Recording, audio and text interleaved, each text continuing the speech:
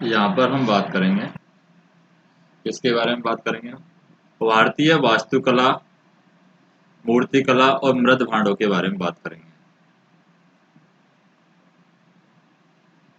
भारतीय वास्तुकला और भारत की जो मूर्तिकला है उसके बारे में हम बात करेंगे। मूर्तिकला और तीसरा हम बात करेंगे जो भी भारत में मृद भांड है, उनका क्या महत्व है, कहाँ पर किस तरीके के मृद भांड पाए जाते हैं, किस तरीके की भारत में मूर्तिकला है, किस तरीके की भारत में वास्तुकला है। तो सबसे पहले देखते हैं हम इसका परिचय। परिचय में क्या है होगा कि वास्तुकला यानी कि आर्किटेक्चर हम कहते हैं नॉर्मली वास्तुकला को। आर्किटेक्चर शब्द है, लैटिन शब्द है, जो कि यहाँ पर टेक्टन से उत्पन्न हुआ है, जिसका अर्थ होता है निर्माता यानी बिल्डर होता है। अतः जब से आदिकालीन मनुष्यों ने अपने लिए आश्रय का निर्माण करना आरंभ किया है, वहीं से वास्तुकला विज्ञान का यहाँ पर प्रादुर्भाव हुआ है। और वहीं दूसरी ओर मूर्तिकला है। मूर्तिकला के में क्या क्या बोलते हैं? मूर्तिकला को हम स्कल्पचर बोलते हैं मूर्तिकला को। यह शब्द है यहाँ पर प्रोटो इंडिया यूरोपीय यानी PIE मूलतः कील से लिया गया है, जिसका अर्थ होता है काटना या फिर फाड़ना। तो मूर्तियां कला की लघु रचनाएं होती हैं। ये या तो हस्त निर्मित होती हैं या उपकरणों से बनाई जाती हैं, और अभियांत्रिकी व मापन की तुलना में सौंदर्य शास्त्र से अधिक संबंधी रखती हैं। तो वास्तुकला और मूर्तिकला में अंतर क्या होता है? सबसे पहले हम बात करें यहाँ पर, एक तरफ रखते हैं वास्तु कला और एक तरफ हम रखते हैं मूर्ति कला। मूर्ति कला, इन दोनों के बीच में अंतर क्या है? तो सबसे पहला अंतर हम देखते हैं आकार एवं विस्तार के आधार पर। आकार एवं विस्तार के आधार पर, आकार एवं विस्तार में हम देखें वास्तुकला क्या है। वास्तुकला है वो भवनों के डिजाइन और निर्माण को संदर्भित करती है। और मूर्ति कला क्या करती है? मूर्ति कला की अपेक्षाकृत लघु जो त्रिआयामी रचनाएं होती हैं, 3D जो रचनाएं होती हैं, वो मूर्ति कला वहां पर काम आती है 3D में। वास्तुकला आती है हमारी भवनों में काम। अगर प्रयुक्त सामग्रियों की बात करें, जैसे सामग्री कौन कौन सी यूज की जाती है, वास्तुकला में कौन सी सामग्री यूज करते हैं, मूर्ति कला में कौन सी सामग्री यूज करते हैं? तो वास्तुकला में सामान्यतः हम पत्थर, लकड़ी, कांच, धातु, रेत या आदि जैसी विभिन्न प्रकार की सामग्रियों के मिश्रण का हम यहाँ पर उपयोग करते हैं वास्तुकला में। लेकिन अगर मूर्ति कला की बात करें, मूर्तियों में सामान्यतः एक प्रकार की सामग्री से बनाई जाती है, या तो लोहे की बनाई जाएगी, या सोने की बनाई जाएगी, तांबा की बनाई जाएगी, पीतल की बनाई जाएगी। लेकिन वास्तुकला में हम मिश्रित काम में लेते हैं। तीसरी बात करते हैं हम सिद्धांत की, कि सिद्धांत के आधार पर क्या अंतर होता है इनके बीच में।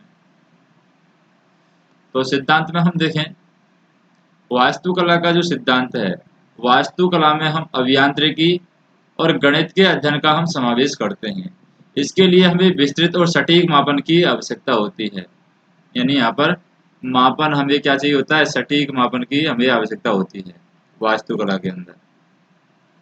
जबकि हम मूर्ति कला की बात करें, मूर्ति कला में रचनात्मक और कल्पना का समावेश होता है, और यह सटीक मापन पर बहुत अधिक निर्भर नहीं करती है। इसमें किस पर समावेश होता है? कल्पना के आधार पर बनाते हैं मूर्ति को, जबकि इनमें सटीक मापन की आवश्यकता होती है वास्तुकला के अंदर। उदाहरण की बात करें, जैसे इनके उदाहरण क्या है? वास्तुकला का उदाहरण हमारे पास में जैसे ताजमहल है, वास्तुकला का उदाहरण है। ताजमहल, लाल किला है, वास्तुकला का उदाहरण है। ऐसी चीजें हैं, वास्तुकला का उदाहरण है। जबकि अगर हम बात करें मूर्ति कला की, मूर्ति कला का उदाहरण जैसे कि नटराज की मूर्ति है, नटराज भगवान शिव को समर्पित है, उनकी मूर्ति है। और यहाँ पर हम बात कर सकते हैं कि जो कांस्य की मूर्ति है, ये भी है यहाँ पर कांस्य की मूर्ति। जैसे नर्तकी की कांस्य की मूर्ति है, ये मूर्ति कला के उदाहरण है।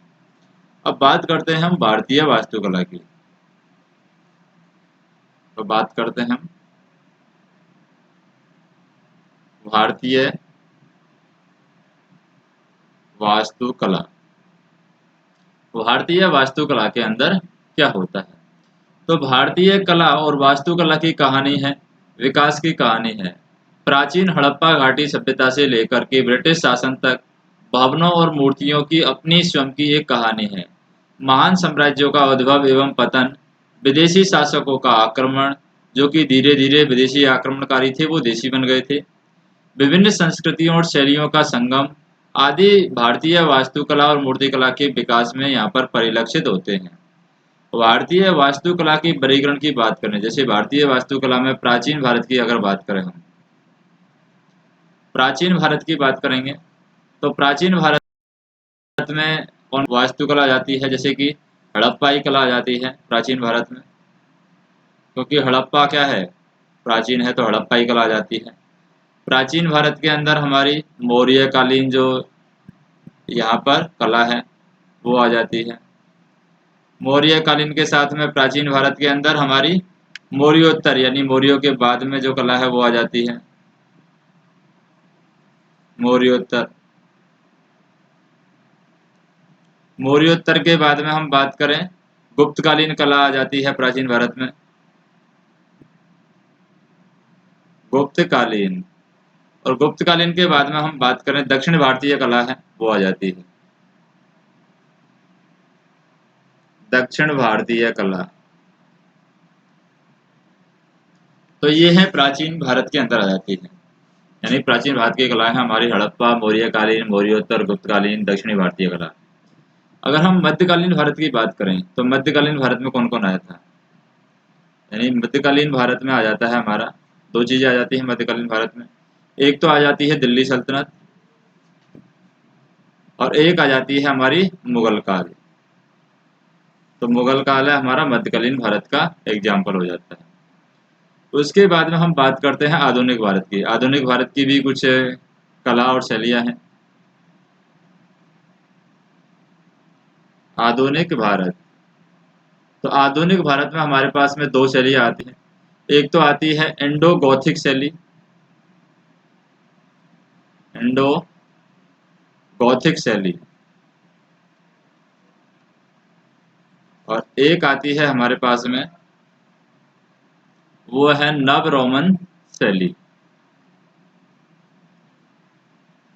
नव रोमन शैली। तो दो तरह की यहाँ पर शैली है आधुनिक भारत के अंदर। अब सबसे पहले हम बात करेंगे हड़प्पा कालीन या हड़प्पा कला और वास्तुकला किस तरीके से रही है, यानी हड़प्पा कालीन वास्तुकला की हम बात करेंगे यहाँ पर।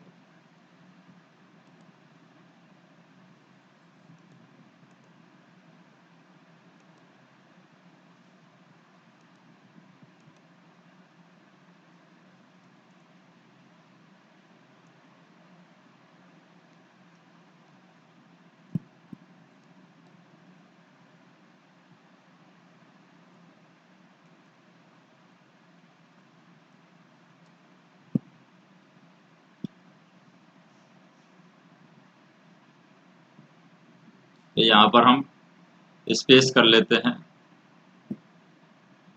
ताकि हम अच्छी तरीके से उन चीज़ों को लिख सकें।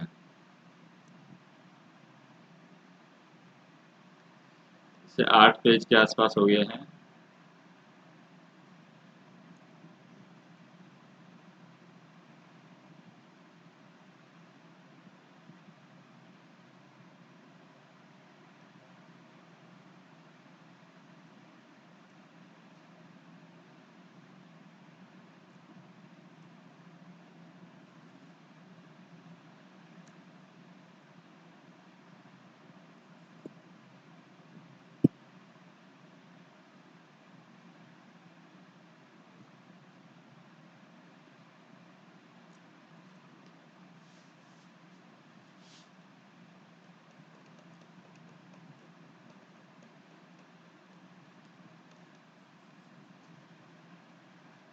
अब हम बात करते हैं यहाँ पर हड़प्पा कला और वास्तुकला की बात करेंगे।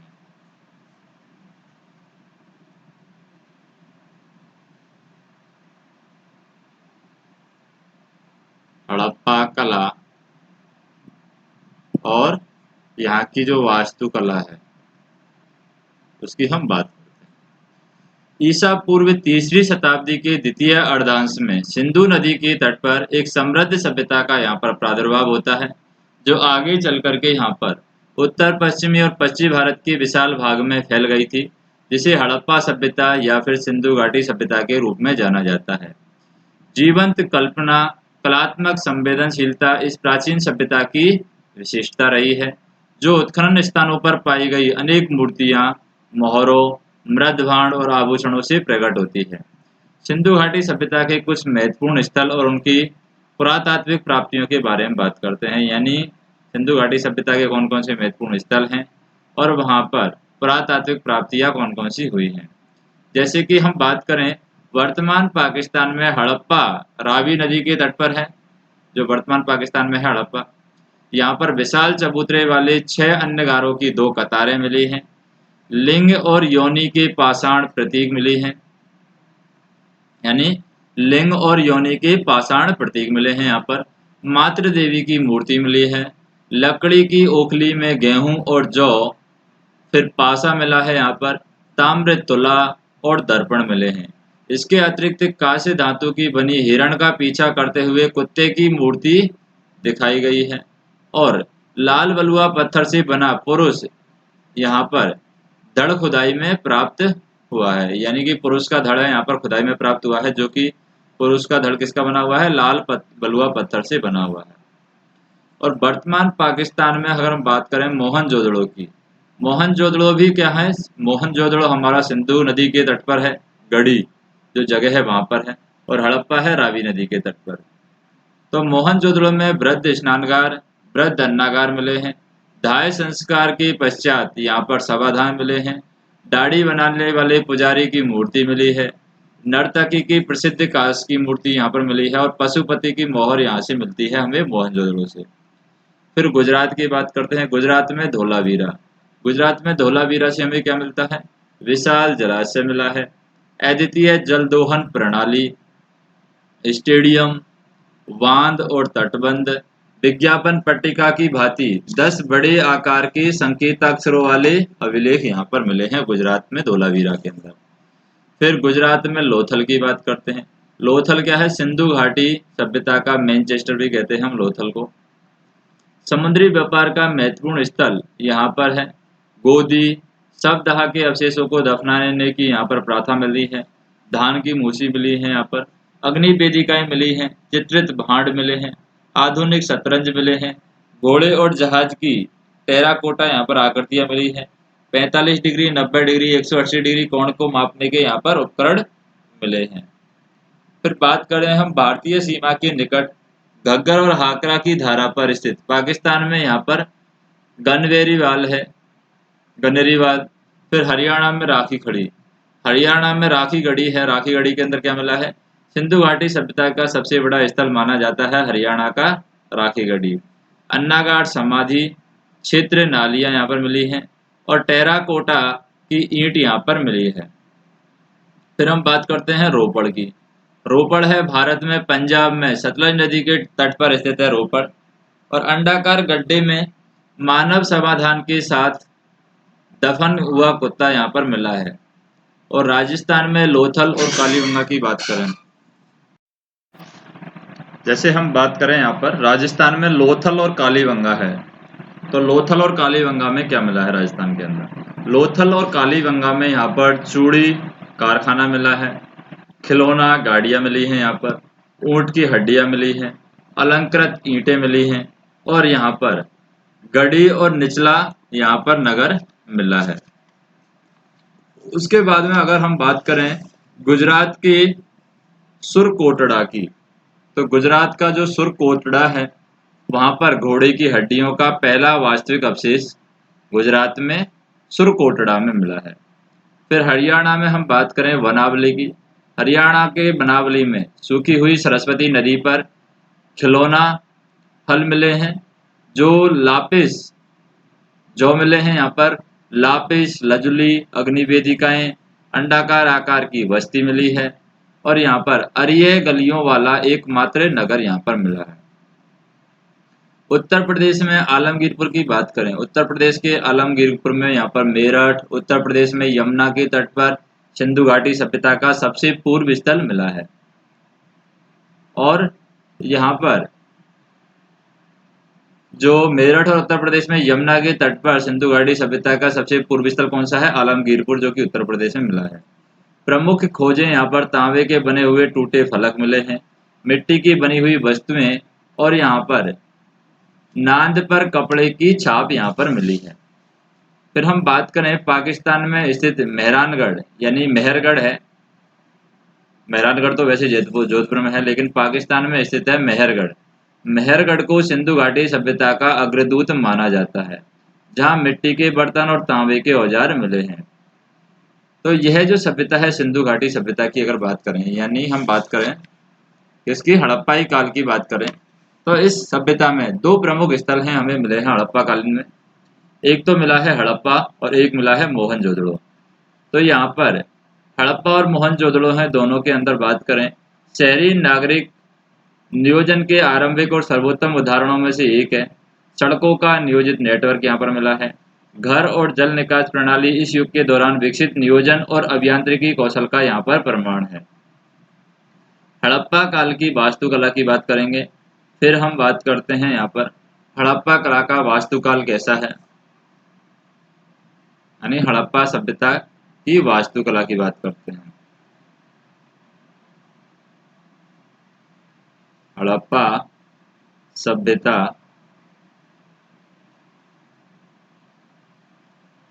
की वास्तुकला। तो वास्तुकला में हम देखें, हड़प्पा और मोहनजोदड़ो के अवशेष है नगर नियोजन की उल्लेखनीय समझ प्रकट करते हैं। नगर यहाँ पर आयताकार ग्रिड पैटर्न पर आधारित थे, यानी नगर कैसे मिले हैं? आयताकार मिले हैं इस तरीके से, और ग्रिड पैटर्न पर आधारित है, इस तरीके से ग्रिड बनी हुई है। ये बीच में सड़क हो गई, और फिर यहाँ पर इस तरीके से घर हो सकते हैं। तो इस तरीके से ग्रिड टाइप में घर यहाँ पर संरचना मिली है। सड़क उत्तर दक्षिण और पूर्व पश्चिम दिशा में जाती है, एक दूसरे को सड़क संपूर्ण पर काटती है। और यहाँ पर जैसे हम बात करें, यहाँ पर जो घर मिले हैं उनकी संरचना किस टाइप में हो सकती है? तो यहाँ पर हम घर इस तरीके से बना सकते हैं। यहाँ पर जो नगर मिले हैं, सड़कें हैं यहाँ पर एक दूसरे को समकोण पर काटेंगी, तो किस तरीके से सड़क हो सकती है? जैसे कि सेंटर में से एक सड़क निकल गई, ये वाली सड़क निकल गई, और फिर सेंटर में से एक सड़क ये वाली निकल गई, आपस में समकोण पर काटती है, और फिर यहाँ पर घर हो गए, जैसे कि यहाँ से यहाँ तक घर हो जाएंगे, यहाँ से यहाँ तक घर हो जाएंगे इस तरीके से। इधर भी हम देखें, यहाँ से यहाँ तक घर हो जाएंगे, इधर यहाँ से यहाँ तक घर हो जाएंगे, यानी सड़कों के किनारे किनारे यहाँ पर घर बसे हुए हैं इस तरीके से। तो इस तरीके से नगरों का यहाँ पर पैटर्न था। और यहाँ पर विशाल सड़कें नगर के अनेक खंडों में विभाजित करती हैं, जबकि छोटी सड़कों का उपयोग है अलग अलग घरों और बहुमंजिला इमारतों को जोड़ने के लिए यहाँ पर किया जाता है। उत्खनन स्थलों से मुख्य रूप से 3 प्रकार के यहाँ पर भवन मिले हैं। एक तो निवास गृह, एक सार्वजनिक भवन और एक सार्वजनिक स्नानगार। निर्माण के लिए हड़प्पाई लोग मानकीकृत आयामों वाली मिट्टी की पक्की ईंटों का वो उपयोग करते थे। भली भांति पकी हुई ईंटों की कई परतें यहाँ पर बिछाई जाती हैं। इसे जिप्सम के गारे का उपयोग करके एक साथ जोड़ा जाता था, यानी सीमेंट उपयोग नहीं किया जाता था, जिप्सम उपयोग किया जाता था। नगर 2 भागों में विभाजित था, गढ़ और निचला नगर। तो गढ़ क्या होता था? गढ़ मतलब कि नगर के ऊंची जगह पर जो रहते थे वो कहलाते थे गढ़, और निचला भाग यानी इस तरीके से ऊपर जो रहते थे वो था गढ़, और नीचे जो रहते थे वो कहलाता था निचला स्तर, यानी निचले जो लोग रहते थे निचला स्तर। इस तरीके से नगर है यहाँ पर 2 भागों में डिवाइड था, यानी गढ़, गढ़ी का उपयोग है यहाँ पर किस लिए किया जाता? पश्चिमी भाग में ऊंचाई पर स्थित गढ़ी का उपयोग है विशाल आयामों वाले भवन, जैसे कि अन्नागार, प्रशासनिक भवन होते थे, और स्तंभों वाले हॉल, आंगन आदि के लिए किया जाता था। गढ़ी में स्थित कुछ भवन संभवतः शासकों और अभिजात वर्गों के आवास थे। अन्नागार बुद्धिमत्ता के साथ वायु संचार वाहिकाओं सहित ऊंचे चबूतरे के साथ यहाँ पर डिजाइन किए गए थे। इससे अनाज के भंडारण में मदद के साथ कीटों से भी उनकी रक्षा में सहायता मिलती थी। मिस्र और मेसोपोटामिया सभ्यता के मंदिर और शासकों के लिए महलों के विपरीत सिंधु घाटी सभ्यता के स्थलों से बड़ी स्मारकीय संरचनाएं नहीं मिली हैं। हड़प्पाई नगरों की कुछ प्रमुख विशेषताएं सार्वजनिक स्नानागारों का यहाँ पर प्रचलन था, यानी यहाँ पर सार्वजनिक लोग हैं, सब मिलकर के एक ही स्नानगार में यहाँ पर नहाते थे। तो सार्वजनिक स्नानगार यानी कि लोग सब उसका उपयोग करते थे। सार्वजनिक स्नानगार यहाँ पर मिले हैं। इससे उनकी संस्कृति में कर्मकांडीय पवित्रता के महत्व का संकेत मिलता है। इन स्नानगारों के चारों ओर दीर्घाएं और कक्षाओं का समूह होता था। सार्वजनिक स्नानगारों का सबसे प्रसिद्ध उदाहरण है मोहनजोदड़ो के उत्खनित अवशेषों से बृहद स्नानगार है। बृहद स्नानगार में कोई दरार और रिसाव नहीं है और यह हड़प्पा सभ्यता की अभियांत्रिकी क्षमता का परिचायक है। तो मोहनजोदड़ो का जो विशाल स्नानगार मिला है वो इस तरीके से है, यानी यहाँ पर जैसे हो गया। अब स्नानगार में क्या होगी, बहुत सारी सीढ़ियाँ होंगी। तो इस तरीके से हम नीचे उतर जाते हैं इसमें और यहाँ पर पानी भर देंगे, नीचे सीढ़ियाँ उतर जाएंगी, चारों तरफ से सीढ़ियाँ उतर जाएंगी। तो यहाँ पर जैसे कि ये सीढ़ियाँ हैं नीचे उतरने के लिए, इधर यहाँ भी जैसे सीढ़ियाँ हैं और इसके अंदर कोई भी रिसाव यहाँ पर नहीं है। इससे स्नानगार के अंदर कोई भी पानी का रिसाव यहाँ पर नहीं है, यानी पानी यहाँ पर बहता नहीं था। तो यहाँ पर सीढ़ियाँ हैं और सेंटर में पानी भरा होता था। तो इस तरीके से स्नानगार होता है। नेक्स्ट हम बात करें कि नगर के निचले भाग में एक कक्षीय छोटे भवन यहाँ पर पाए गए हैं। इनका उपयोग संभवतः श्रमिक वर्ग के लोगों के द्वारा आवास के रूप में होता था, यानी निचला स्तर था। यहाँ पर एक कक्ष के भवन पाए जाते हैं, सिर्फ एक ही कमरे का भवन होता था जिसमें कौन रहते थे, शायद श्रमिक वर्ग के लोग यहाँ पर आवास के रूप में रहते थे। कुछ घरों में सीढ़ियाँ भी थी जिनसे संकेत मिलता है कि ये संभवतः 2 मंजिला भवन थे। अब कुछ घरों में अगर सीढ़ियाँ हैं तो सीढ़ियाँ होने के बाद में, जैसे कि अगर कुछ घर में सीढ़ियाँ हैं तो हमें पता चल जाएगा कि वो 2 घर वाला है, यानी कि 2 मंजिला घर होंगे उसमें। अधिकांश भवनों में निजी कुएं होते थे, स्नानागार थे और वायु संचार की यहाँ पर उचित व्यवस्था थी। हड़प्पा सभ्यता का सबसे प्रमुख विशेषता उन्नत जल निकासी व्यवस्था थी, यानी कि जल को निकालने के लिए अच्छी व्यवस्था यहाँ पर की हुई थी। प्रत्येक घर से निकलने वाली छोटी नलियाँ मुख्य सड़क के साथ चलने वाली बड़ी नली से जुड़ी हुई थी। नियमित साफ सफाई और रखरखाव के लिए नलियों को यहाँ पर शिथिल रूप से ढका गया था और नियमित दूरियों पर यहाँ पर क्या थे, मलकुंड यानी कि सिसपिट बनाए गए थे।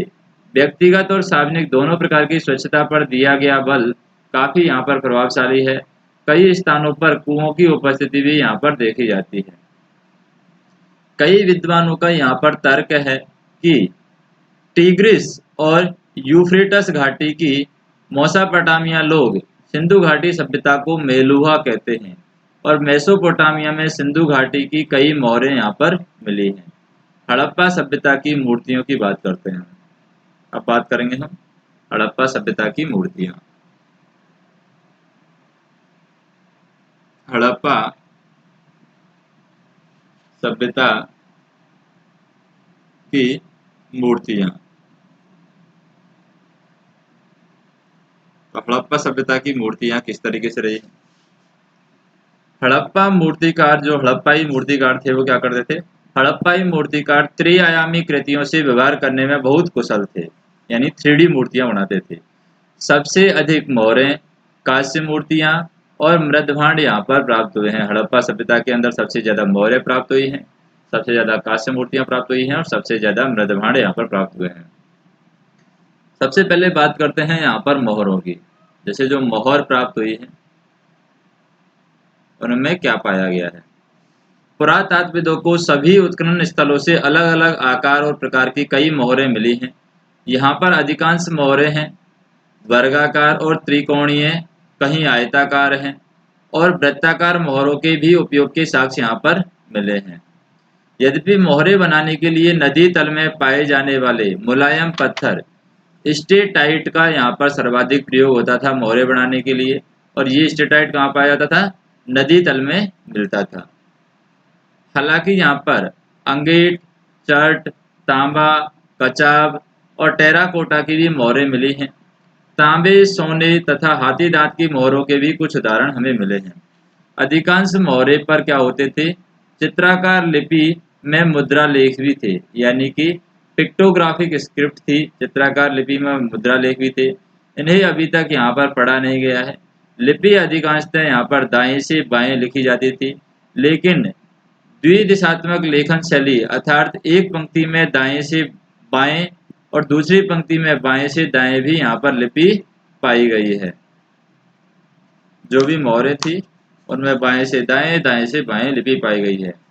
और मुद्रा लेख को यहाँ पर मुद्रा लेख को मस्सी ने दाएं से बाईं ओर लिखा था, लेकिन द्विदिशात्मक जो कि दाएं से बाएं एक पंक्ति पर और बाएं से दाएं दूसरी पंक्ति पर, उससे भी मिल गया है। इन पर पशुओं के सामान्यतः 5 आकृतियां होती थी। इन्हें सतहों पर उत्कीर्ण किया जाता था।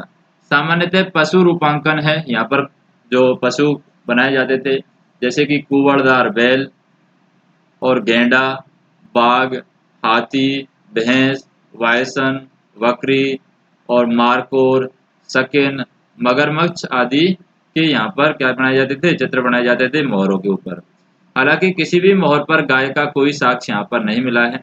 सामान्यतः मोहरों का यानी कि सामान्यतः अगर बात करें, मोहरों पर एक ओर पशु या मानव आकृति है तो दूसरी ओर मुद्रा लेख है, या फिर दोनों ओर मुद्रा लेख हैं।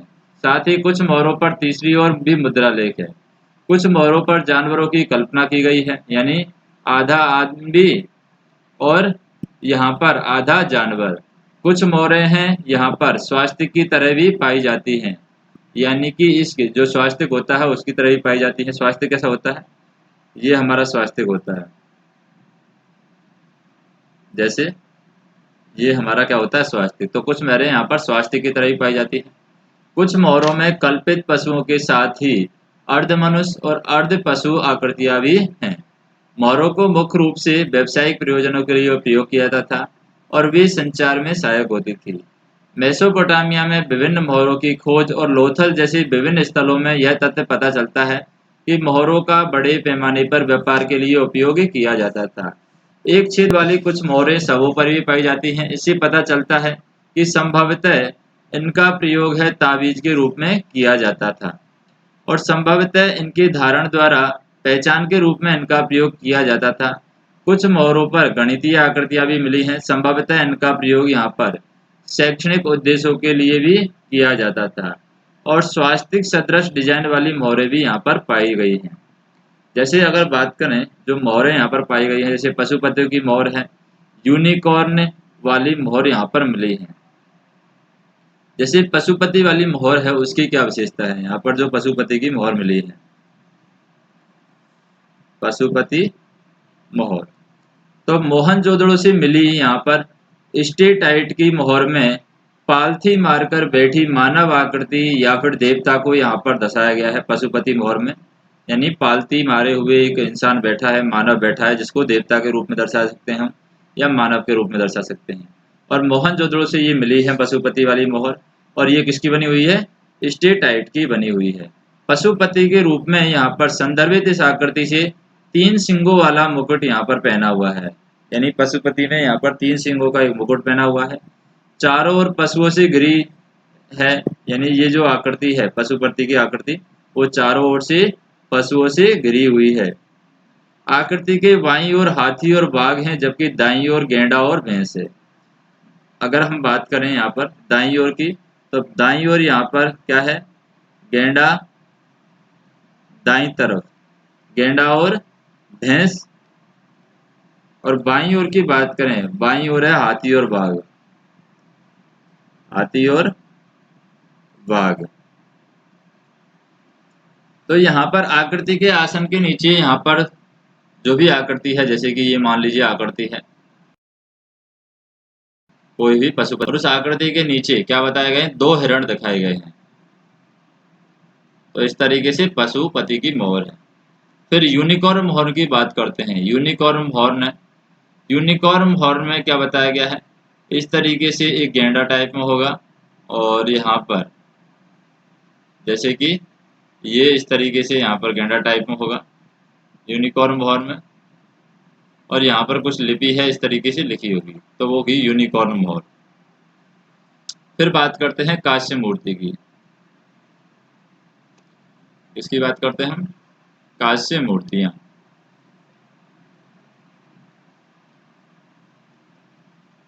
कांस्य मूर्तियां, कांस्य मूर्तियों में बात करें, हड़प्पा सभ्यता व्यापक पैमाने पर कांसे की ढलाई की प्रथा की साक्षी है। कांसे की मूर्तियों को यहाँ पर लुप्त मोम तकनीक, या फिर हम बात कर सकते हैं कि जो काया परड्यूड का उपयोग करके यहाँ पर कांसे की मूर्तियों को बनाया जाता है। इस तकनीक में यानी लुप्त मोम जो तकनीक है, इसके अंदर क्या किया जाता है ऐसा, तो लुप्त मोम तकनीक में हम क्या करते हैं, इस तकनीक में मोम की मूर्तियों को पहले गीली मिट्टी का यहाँ पर लेपन किया जाता है और तब सूखने दिया जाता है, और इसके बाद मिट्टी से लेपित मूर्तियों को यहाँ पर गर्म किया जाता है। इससे अंदर की मोम है यहाँ पर पिघल जाती है, और फिर यहाँ पर एक छोटे से छेद के माध्यम से मोम को बाहर निकाल दिया जाता है, और खोखले ढांचे के अंदर पिघली हुई धातु यहाँ डाली जाती है। जो भी खोखला हुआ ढांचा होता है उसके अंदर पिघली हुई धातु यहाँ पर डाली जाती है, और जब पिघली हुई धातु इसके अंदर डाली जाती है तो धातु के ठंडा हो जाने और जम जाने के बाद में मिट्टी का लेप है यहाँ पर हटा दिया जाता है, और जैसी मोम की आकृति होती है उसी प्रकार की धातु की आकृति हमें तैयार हो जाती है। आज भी इस तकनीक का कई देशों में उपयोग किया जाता है। जैसे हम क्या करते हैं, जैसे हमने मान लीजिए ये कोई मूर्ति बनाई है, और यहाँ पर इस मूर्ति के अंदर हम बात करते हैं, इस तरीके से मूर्ति बना दी। अब इस मूर्ति में हम मोम की मूर्ति बनाएंगे। मोम की मूर्ति को बाहर से क्या करेंगे, हम मिट्टी का लेप कर देंगे। मिट्टी का लेप करने के बाद में जो मोम है उसको गर्म करके पिघला देंगे। तो यहाँ पर फिर माथे पर या कहीं पर भी छोटा सा छेद कर देंगे। छेद करने के बाद में वहां से पिघला हुआ धातु इसमें डाल दिया जाएगा, और मोम की जो आकृति थी वही आकृति यहाँ पर कौन ग्रहण कर लेता है, मूर्ति ग्रहण कर लेता है। अगर इसकी बात करें कांच की मूर्ति जो बनाई गई है, तो मोहनजोदड़ो में कांसे की नर्तकी की मूर्ति बनाई गई है। कालीबंगा का कांसे का बैल यहाँ पर प्रसिद्ध है। तो दो हैं यहाँ पर, मोहनजोदड़ो की नर्तकी की मूर्ति है कांसे की, और जो कालीबंगा है, कालीबंगा में बैल की मूर्ति है। इसकी मूर्ति है बैल की मूर्ति, इस तरीके से बनाई गई है। अब बात करें नर्तकी की मूर्ति, जो कि मोहनजोदड़ो से मिली है नर्तकी की मूर्ति। इस नर्तकी की मूर्ति की बात करते हैं। तो नर्तकी की मूर्ति विश्व की सबसे पुरानी कांसे की मूर्ति है। मोहनजोदड़ो में मिली 4 इंच की इस मूर्ति में आभूषण पहने हुए एक नग्न महिला को दर्शाया गया है। इसके बाएं हाथ में चूड़ियां और दाहिने हाथ में कंगन और ताबीज सम्मिलित है, और यह अपने कूल्हों पर दाहिने हाथ रखे हुए त्रिभंग नृत्य मुद्रा में खड़ी है। अब बात करते हैं हम टेराकोटा की। इसकी बात करते हैं,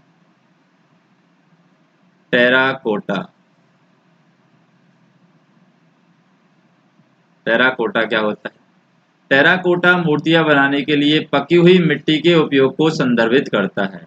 कांसे की मूर्तियों की तुलना में टेराकोटा की मूर्तियां संख्या में कम हैं और आकार और रूप में भद्दी हैं। इन्हें पिचिंग विधि का उपयोग करके बनाया जाता है। अधिकांशतः गुजरात और कालीबंगा के स्थलों में ये मिली हैं। पिचिंग विधि का उपयोग करके टेराकोटा की मूर्तियां यहाँ पर बनाई जाती है। सामान्यतः टेराकोटा का खिलौना, पशुओं की मूर्तियां, लघु गाड़ियां और पहिए आदि बनाने के लिए इनका प्रयोग किया जाता है। और इसके टेराकोटा के उदाहरण क्या है, यहाँ पर मातृ देवी सींग वाला देवता का मुखटा यहाँ पर है। मातृ देवी की मूर्ति है और सींग वाले देवता का मुखटा हमें मिलता है। सींग वाले देवता का मुखौटा यहाँ पर हमें मिलता है। अब बात करें हम मातृ देवी की जो मूर्ति है, मातृ देवी की मूर्तियां हैं अनेक वैभव स्थलों से मिली हैं, जिससे इनका महत्व हमें पता चलता है। यह उन्नत वक्ष स्थल पर लटके हुए यहाँ पर कंठाहार से सुसज्जित एक खड़ी महिला की यहाँ पर अनगढ़ मूर्ति है। यह धोती और कटी वस्त्र और करधनी पहने हुए है। इसने यहाँ पर पंखाकार मुकुट भी पहना हुआ है और चेहरे के रूपांकनों को भी बहुत भद्दे ढंग से यहाँ पर दिखाया गया है और कुशलता का यहाँ पर अभाव है। संभवतः उसकी पूजा समृद्धि के लिए की जाती है और वह उर्वरकता की भी देवी रही होगी। तो यहाँ पर अब बात करेंगे हम किसके बारे में, मृदभांड के बारे में। तो मृदभांड के बारे में हम नेक्स्ट वीडियो के अंदर बात करेंगे।